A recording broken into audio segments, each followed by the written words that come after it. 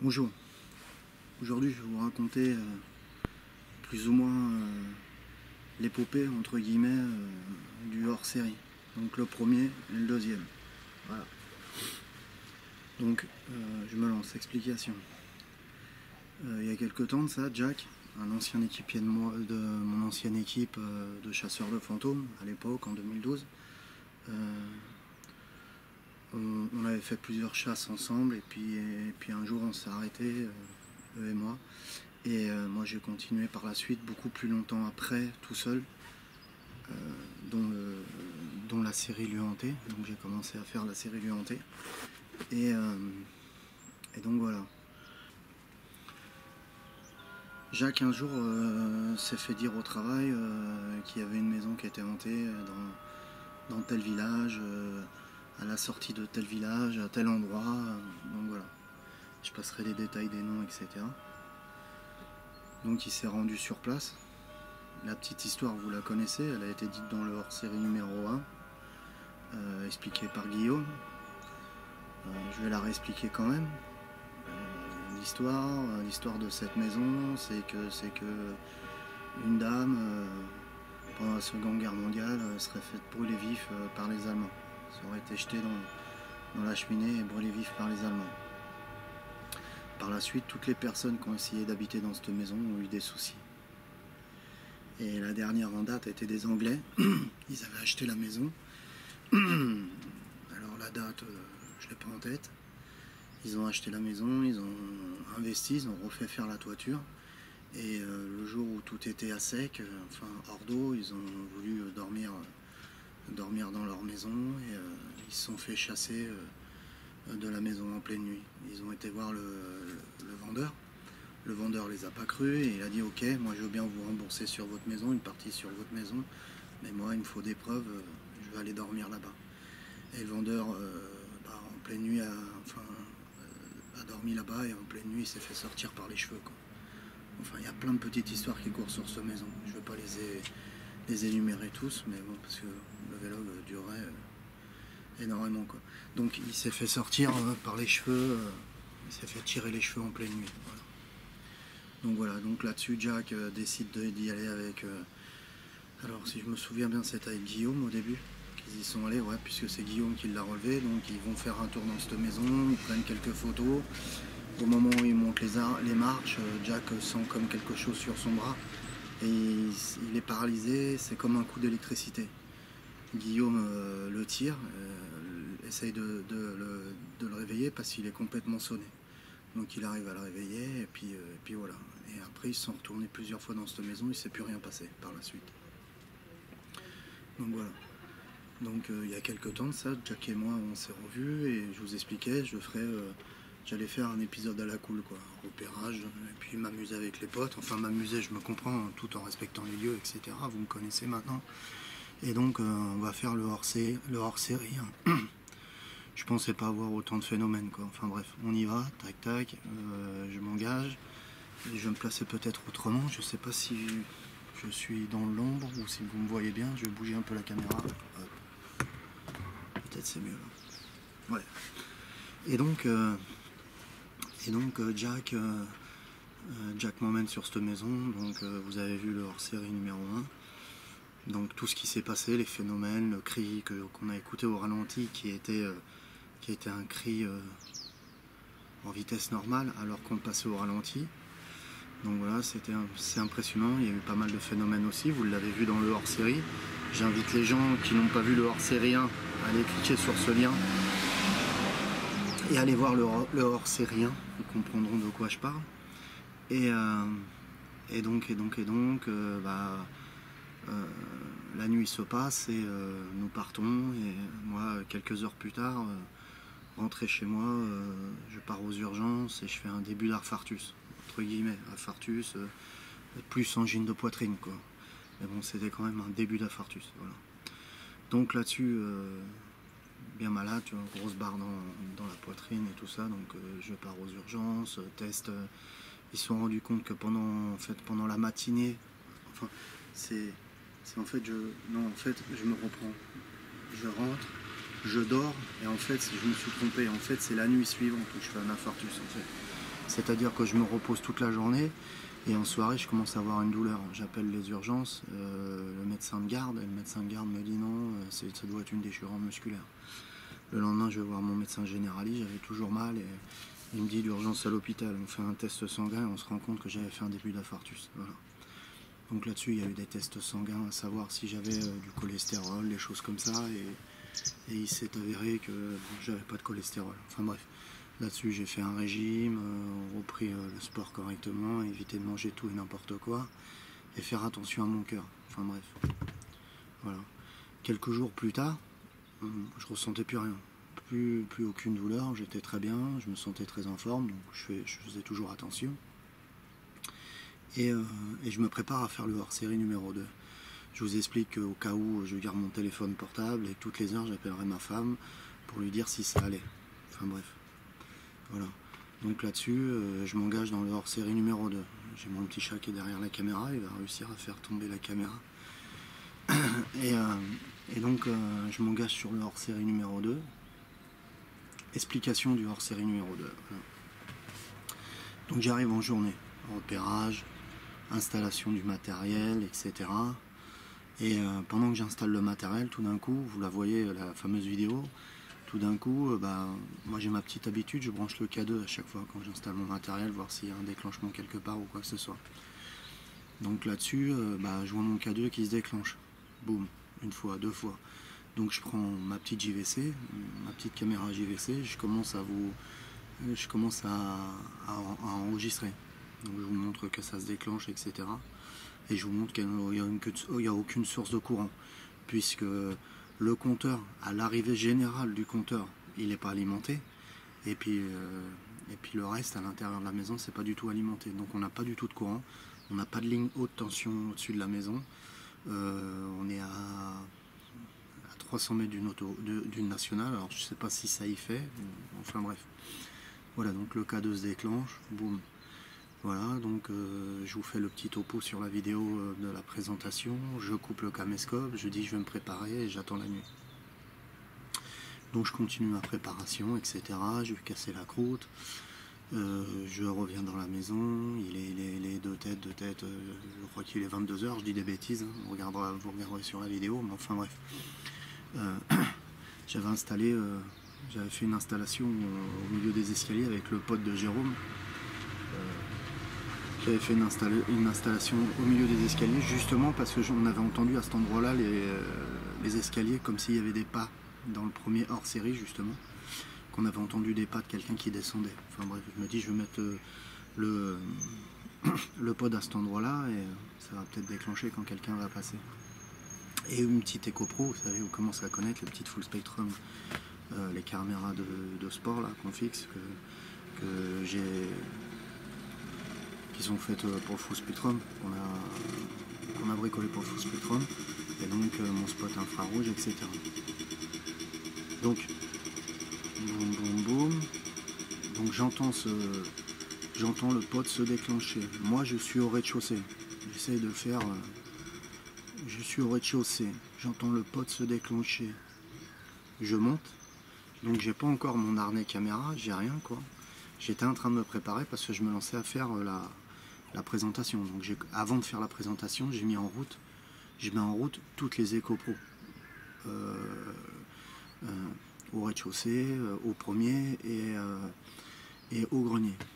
Donc je mets tout en route, donc tout est filmé, tout filme, le mail est branché, le K2 est branché, les pods sont branchés, et moi au rez-de-chaussée, je crois que c'est au rez-de-chaussée que je commence à me préparer avec mon harnais, puisque je veux commencer par le rez-de-chaussée en fait. Et mon matériel, enfin mon camp de base, on va dire, entre guillemets, avec tout mon matériel, est au premier étage, à côté de la fameuse chaise qui avait bougé dans le premier. Et donc tout mon matériel est là-haut, et moi j'ai mon harnais qui n'est pas encore prêt, je commence à me le préparer, je commence à me le mettre sur l'épaule. D'un seul coup, j'entends le pod qui sonne au premier étage. Je monte au premier étage. J'arrive au premier étage, j'ai pas le temps d'enfiler mon harnais, tic, j'enclenche la Panasonic, parce que j'avais les vieilles caméras au début, là je filme avec la nouvelle caméra grâce au don. Et donc ouais, pas super image au niveau de l'ancienne caméra. Et donc Et donc j'arrive sur le lieu où ça se met à sonner. Donc là, vous me voyez, je vous parle en disant le pote se met à sonner, nanani nanana, et ça sonne. Donc voilà. J'arrive à me préparer, je sais plus si je fais une pause entre temps, je sais plus exactement, c'est de tête que je vous fais la vidéo, mais je sais plus. Enfin bref, je mets la face cam, j'arrive à brancher la face cam par la suite, et la caméra principale. Voilà. Donc en attendant, tout filme. À un moment, j'entends le bruit dans la pièce qui est à côté, justement de ce fameux escalier où il y a le pod. J'entends un bruit dans cette pièce-là. Je me dirige dans cette pièce-là.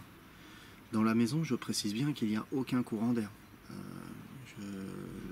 La vidéo, je l'ai faite début septembre. Si je me souviens, septembre, ouais. Je dis des bêtises. Je sais plus, je vérifierai, je vous mettrai une date en haut. Mais pas de courant d'air, rien du tout dans la maison. De toute façon, on s'en rend compte avec le bruit, etc. Donc je rentre dans la maison, je rentre dans la fameuse chambre, et je commence à essayer de communiquer. Et d'un seul coup, j'ai ma porte qui se met à claquer. J'ai ma porte, enfin j'ai la porte de la maison qui se met à se fermer d'un seul coup. Un geste brusque. Et qui se ferme pas entièrement. Donc je me dirige vers la porte et j'essaye de la réouvrir. Et je me rends compte qu'il y a une résistance. Donc j'insiste pas pour pas mettre en colère l'entité qui l'a fermée. C'est que ça la dérangeait. Point curieux sur cette porte, c'est que la porte, en fait, j'étais dans les débuts, c'est-à-dire que quand je rentre dans la porte, quand je rentre dans la chambre, la porte se ferme et s'ouvre sans problème, quoi. Et ce qui est marrant, c'est quand elle claque la porte, elle claque pas entièrement, elle s'arrête à ça, l'ouverture. Donc voilà. Donc je décide de sortir gentiment et de continuer à communiquer. Point important. J'aimerais pas les oublier. Je continue mon épisode, enfin mon enquête. Et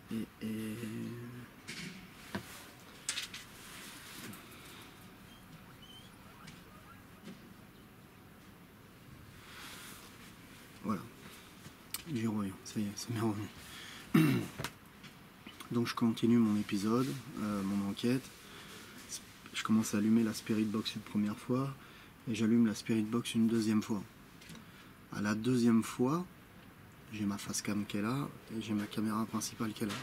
Je commence à rentrer en contact avec une entité qui me dit de sortir au début, qui me dit de partir. À plusieurs reprises, qui me dit de partir d'un ton sec. C'est un homme.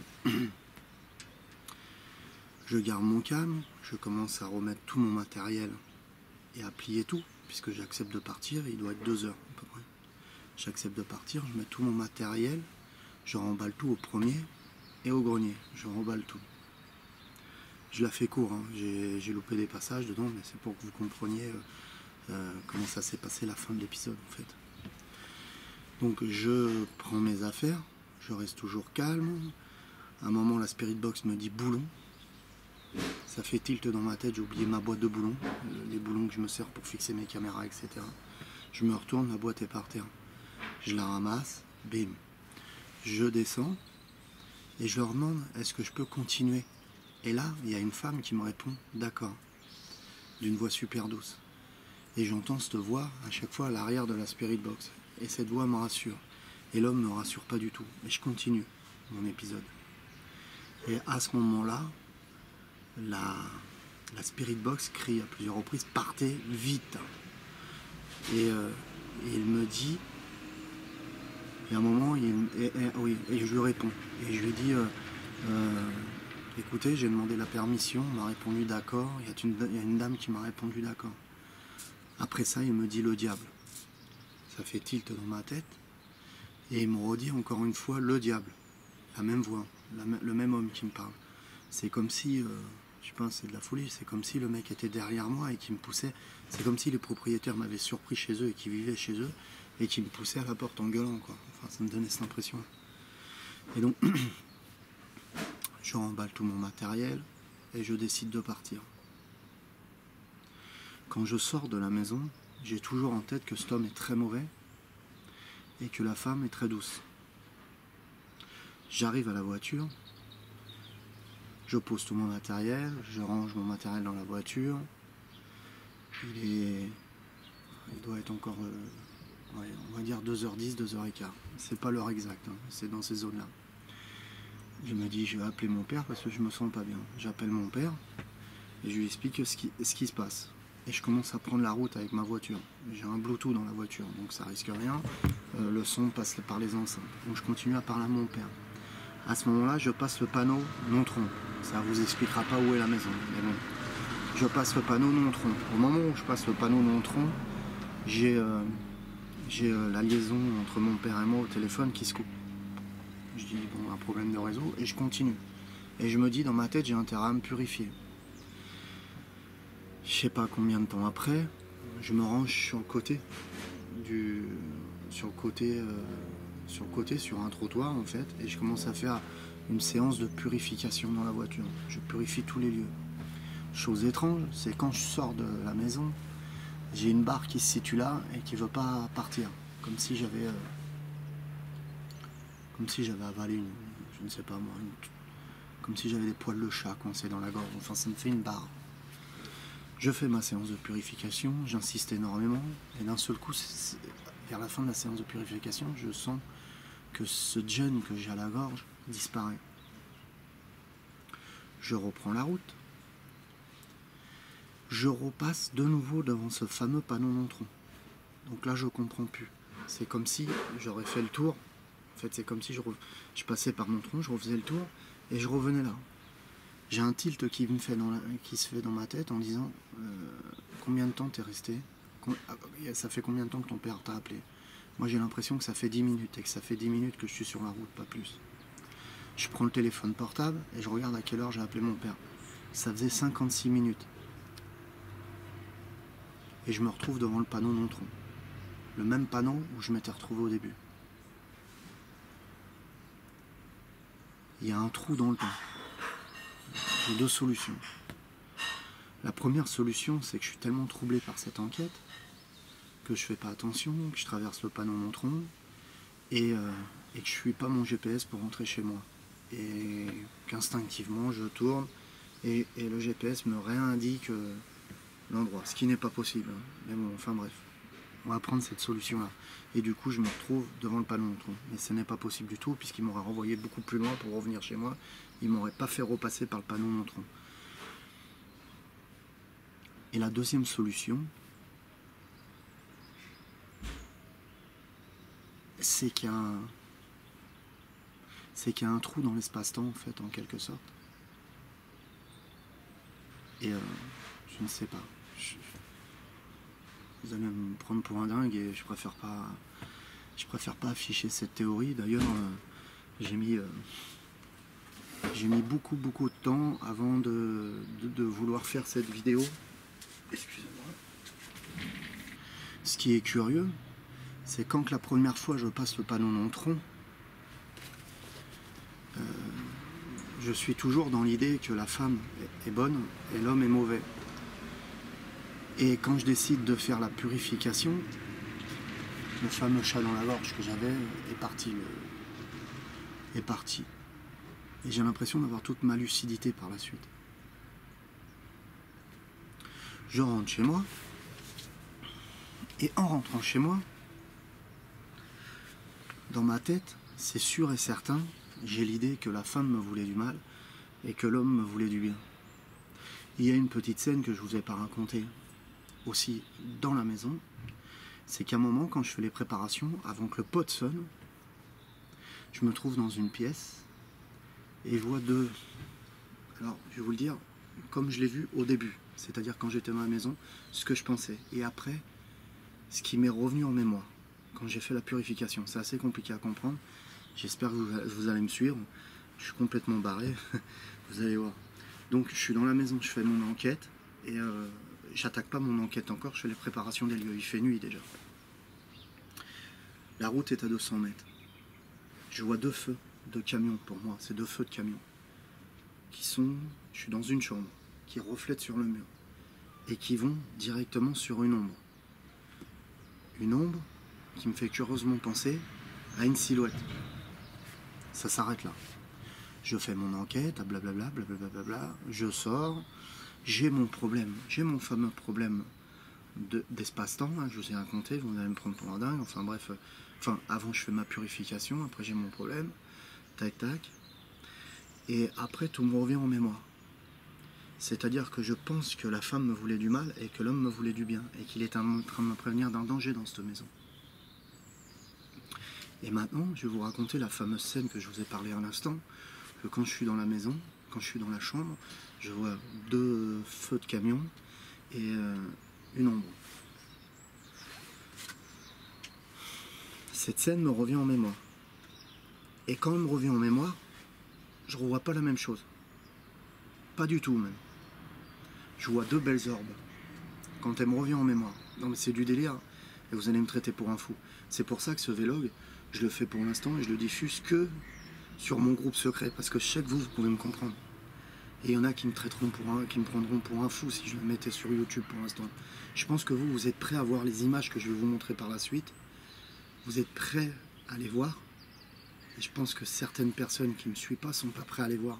Enfin, je sais pas, c'est compliqué. Je reviens sur mon truc. Donc je vois 2 orbes, 2 belles orbes, qui se dirigent vers une silhouette.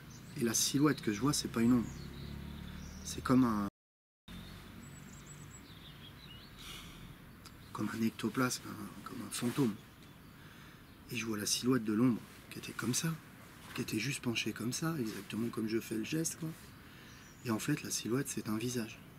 Et je vois le visage d'une femme avec une grosse touffe de cheveux, et le visage tout humifié, brûlé, qui me regarde. Voilà. Donc je rentre chez moi, j'ai plus les mêmes pensées que j'avais dans la maison. Je fais des recherches depuis un bout de temps maintenant sur tout ce qui est paranormal, surtout sur tout ce qui est entité et tout. Et maintenant je peux affirmer, avec ce que j'ai vécu ce soir-là, je peux affirmer qu'une entité peut influencer énormément sur nous. Je reprends le cas d'une enquête, enfin d'une histoire très connue, c'est Amityville. Le jeune dans Amityville tue toute sa famille et il ne sait pas pourquoi. Moi je pense que l'entité a eu, enfin l'entité ou peut-être le démon a eu la main prise sur lui et a réussi à le manipuler totalement. Vous voyez, et il a tué sa famille. Je dis pas que je vais aller tuer ma famille, vous rigolez ou quoi? Je fais tout pour me protéger par rapport à ça et pas me laisser agripper justement par ces entités. À chaque fois j'essaye de combattre justement.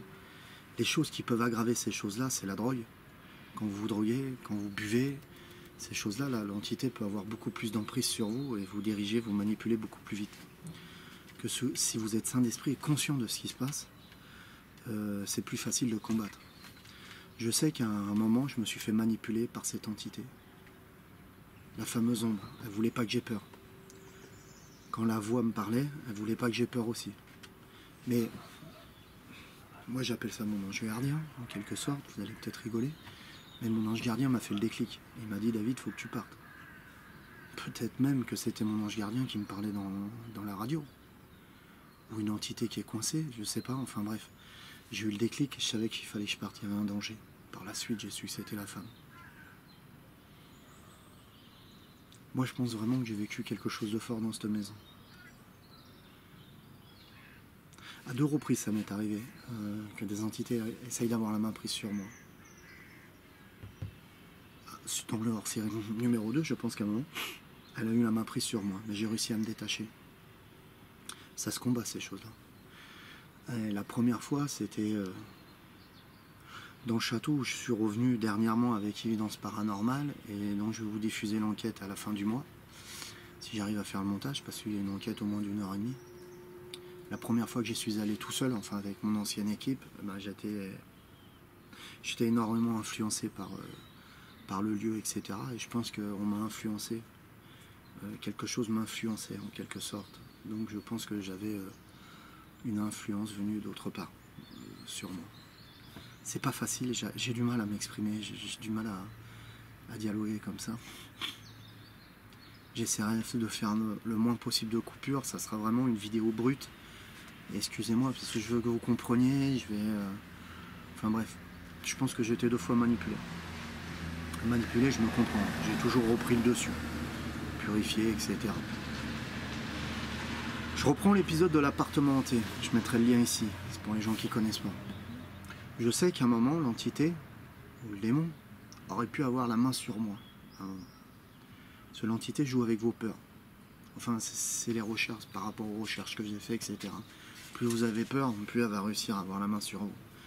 Et je pense qu'à un moment, quand on est tous les 3 sur le lit et qu'on fait une séance de Spirit Box avec la famille de l'appartement hanté, à un moment, je sens mon dos qui se glace. Et je sais qu'il y a quelque chose qui est en train de se matérialiser derrière moi. Et je sais qu'à à ce moment-là, il peut prendre le dessus sur moi. J'ai la peur qui commence à monter. Et à ce moment-là, il y a la jeune fille d'en face qui me dit, il y a quelque chose qui se forme derrière vous. Vous irez voir la vidéo. Il y a quelque chose qui se forme derrière vous. Enfin, je ne sais plus les termes exacts. Je me retourne, je prends mon thermomètre laser, bim, baisse de température. Et en fait, juste après que ça s'est passé, la fille se fait insulter dans la Spirit Box. Je ne sais plus, elle lui dit salope ou un truc dans ce genre-là. Elle l'insulte. Et je sais qu'à ce moment-là, elle pouvait prendre le dessus. Et après, psychologiquement, j'ai repris le dessus. Boum. Et je me suis mis en mode guerrier, quoi, en quelque sorte. En mode guerrier spirituel, je me comprends. Et j'ai continué, et j'ai fait ma purification jusqu'au bout. Et là, je sais qu'elle aurait pu me bousculer, me toucher vraiment, réellement. Et elle n'osait pas, justement. Puisqu'elle sentait que j'étais sûr de moi. Que j'aurais été jusqu'au bout, quand même, à la combattre. Et là, donc, quand vous êtes décidé comme ça, elle peut avoir aucune emprise sur vous. Si vous lui offrez ne serait-ce qu'une faille en lui montrant votre peur, je pense qu'une entité très forte, démoniaque ou quoi que ce soit, peut avoir une emprise sur vous énorme. Il ne faut pas leur montrer. Je m'exprime peut-être mal, je me trompe peut-être, je ne sais pas. Voilà. Donc je rentre chez moi, j'analyse les vidéos, etc. Je fais mon montage. J'appelle mon voisin pour me donner, parce que j'ai pas d'amis à côté, donc j'appelle mon voisin pour me donner, et puis Jérôme était pris à ce moment-là, parce que je demande souvent à Jérôme d'analyser aussi mes rushs par moment, pour me dire ce qu'il entend lui-même, et si j'entends la même chose. Ça lui est arrivé de me donner des conseils. Donc je demande à mon voisin de venir et de me dire, et de lui demander ce qu'il entendait au niveau du fameux VP, le pod, je m'en fous, j'en ai rien à foutre du pod, Je lui dis, qu'est-ce que tu entends? Au début, je pensais que c'était un EVP. Il me dit, non, David, j'entends ta voix. On la réécoute à plusieurs reprises, et oui, j'entends l'intonation de ma voix. Mais je me rappelle à aucun moment avoir dit ça. Donc, encore une fois, c'est une preuve que l'entité pouvait me manipuler et essayer de parler à travers moi. Comme dans le premier hors-série, où vous avez ma voix qui se déforme, comme si quelqu'un essaye de parler sur mon... Alors, est-ce qu'elle essaie pas de rentrer en moi pour pouvoir communiquer? Je sais pas. Je peux pas vous l'affirmer. Le montage se fait, je le balance en ligne, et donc mon voisin, comme il a un peu participé à me donner ses points de vue sur les EVP, il a voulu voir le rush fini, il a voulu voir la vidéo, l'enquête finie. Donc il vient chez moi, l'enquête est en ligne, et il voit une page ouverte sur mon ordinateur avec tout plein de rushs. Et il me dit, bah, comment ça se fait que tu n'as pas utilisé tous ces rushs, David? Parce qu'il m'avait vu ce que je mettais comme rush quand je faisais mon montage. Et je lui dis, ça c'est des rushs qui sont pourris, qui sont foutus.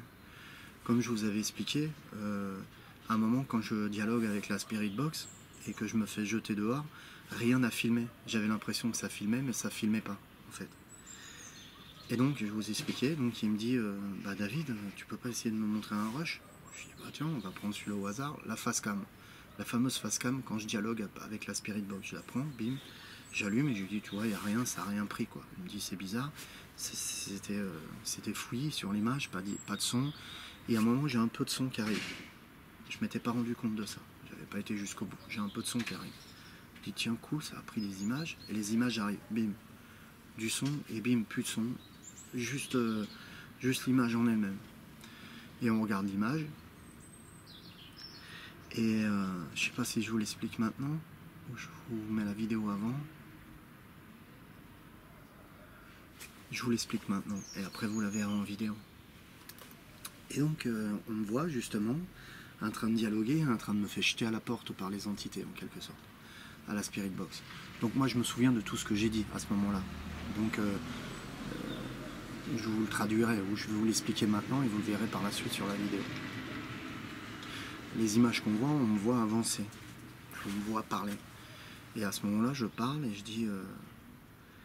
Et je vous parle, en fait, comme je fais comme d'habitude à la face cam, et je vous dis en pensant que tout est filmé, quoi, hein, la caméra principale et la face cam. Et je vous dis, tiens, regardez, je sens qu'on est suivi. Et derrière, il y a deux orbes, ou une orbe, je ne sais pas, qui se multiplie, et il y a une orbe magnifique derrière moi, une orbe magnifique qui passe juste derrière moi, et je la vois pas l'orbe. Et je vous dis, j'ai l'impression qu'on est suivi. Et à un moment, je vous dis, oh, regardez, il y a deux ombres qui se créent sur le mur. À ce moment-là, je montre avec le doigt. Regardez, il y a deux ombres qui se créent sur le mur. Et au moment où j'enlève mon doigt, sur le côté, là, il y a un truc blanc qui se met et boum. Un truc blanc très rapide, comme ça. Boum. Je vois ça. Je lui dis, t'as pas vu mon voisin? Je lui dis, t'as pas vu? Enfin, ça sera sur l'autre côté, je crois. Et je lui dis, t'as pas vu quelque chose se matérialiser à côté de moi? Il me dit non. Je remets un retour rapide.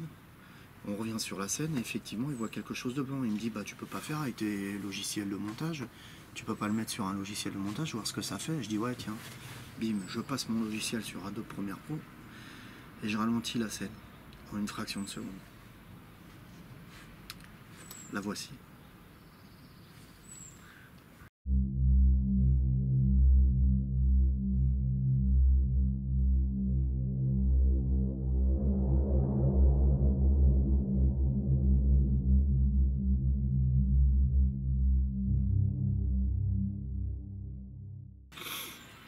Donc ce que vous venez de voir, c'est bien un visage qui apparaît et qui disparaît. Et quand on le décompose, on peut s'apercevoir que par moment, il devient tête de mort. Enfin, il devient un squelette, en fait, une tête de squelette. On a l'impression d'une tête de squelette et qui revient. Ce qui est assez marrant aussi, c'est sa tête ovale, qu'il a sa tête vachement grande. Le front complètement développé, c'est vraiment bizarre. Le crâne complètement allongé, tu peux apercevoir. On voit bien que cette personne qui passe devant moi n'est pas un jeu de lumière. On voit bien que c'est vraiment une tête humaine. Enfin une tête humaine, je me comprends. Parce que vu la tête qu'elle a, elle ferait peur. On voit bien que c'est une tête, on voit bien que c'est pas un jeu de lumière. C'est pas ma lumière qui fait boum et ça fait un jeu de lumière. Non. On voit bien que c'est un personnage. Quand j'éclaircis l'image, on voit bien que c'est un homme qui a tous les traits, toute la peau tirée sur lui-même, et que ça dessine plus ou moins son crâne, et on voit le crâne complètement déformé, qui passe d'un seul coup. On voit réellement bien que c'est pas un jeu de lumière, on voit réellement bien que c'est...